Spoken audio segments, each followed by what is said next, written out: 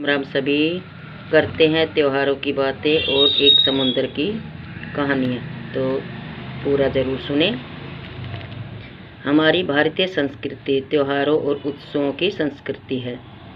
जैसे हम नवरात्रि, विजयदशमी, दीपावली, होली मनाते हैं, ये उत्सव हमारे जीवन में एक नया उत्साह, एक नई उमंग लेकर आते हैं।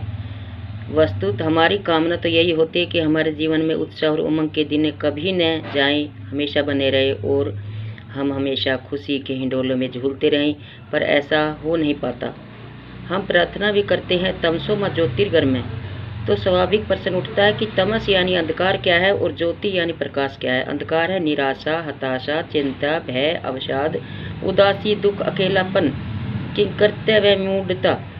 तो प्रकाश है उत्साह, उमंग, सृजन, उदारता, त्याग, प्रसन्नता, सुख, करुणा, मैत्री, मुदिता। अंधकार है अभाव का भाव, अभाव जीवन के लक्ष्य का। किसी को धन का भाव है तो किसी को प्रेम का, किसी को पद का तो किसी को मान सम्मान का भाव है। तो प्रकाश है आभार का भाव।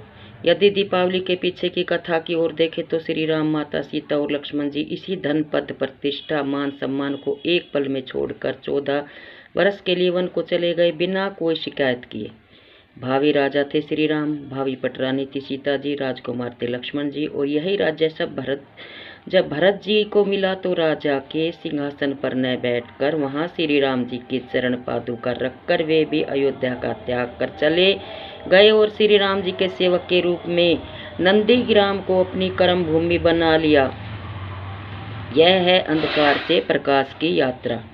इसी को भगवान श्री कृष्ण जी ने गीता जी में स्थित प्रज्ञा कहा। आप और हम कितने सालों से रामायण और गीता जी पढ़ सुन रहे हैं, देख रहे हैं, किंतु वास्तव में यदि हमारे आपके जीवन में ऐसी स्थिति आ जाए तो हमारी आपकी मन स्थिति कैसी होगी। यदि आप भी राम जी जैसी स्थिति परिस्थिति को पाना चाहते हैं, उसका उपाय ढूंढ रहे हैं, यदि भरत जी जैसी त्यागमयी वृत्ति पाना चाहते हैं और इसका उपाय ढूंढ रहे हैं, तो आपको रास्ता अवश्य मिलेगा, और वह रास्ता मिलेगा योग साधना में। इसी संदर्भ में एक छोटी सी दूसरी कथा कहती हूँ।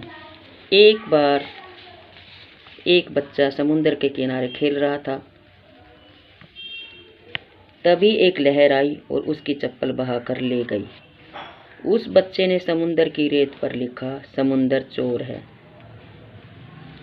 उधर एक मछुआरा समुद्र में जाल डालकर बैठा हुआ था कि उसके जाल में बहुत सी मछलियां फंस गई। उसने रेत पर लिखा कि समुद्र मेरा पालनहार है। तभी दूसरी ओर एक स्त्री का बच्चा समुद्र में डूबकर मर गया। उस स्त्री ने रेत पर लिखा कि समुद्र हत्यारा है। उसी समय एक बुजुर्ग समुद्र के किनारे टहल रहे थे। तभी एक लहर आई और उन्हें एक सीप में मोती मिला। उन्होंने रेत पर लिखा कि समुद्र महादानी है। फिर समुद्र की एक और लहर आई और रेत पर जो भी लिखा था वो सब कुछ अपने साथ बहा कर ले गई। इसका अर्थ है कि समुद्र को इस बात से कोई फर्क नहीं पड़ता कि कोई उसके बारे में क्या कहता है। यह कथा सुनकर अपने आप से पूछिए कि क्या आपकी मनोवृत्ति समुद्र के जैसी है, या अभी सबसे बड़ा है रोग।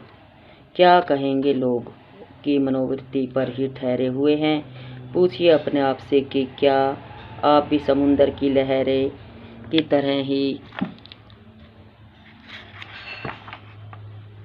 हैं।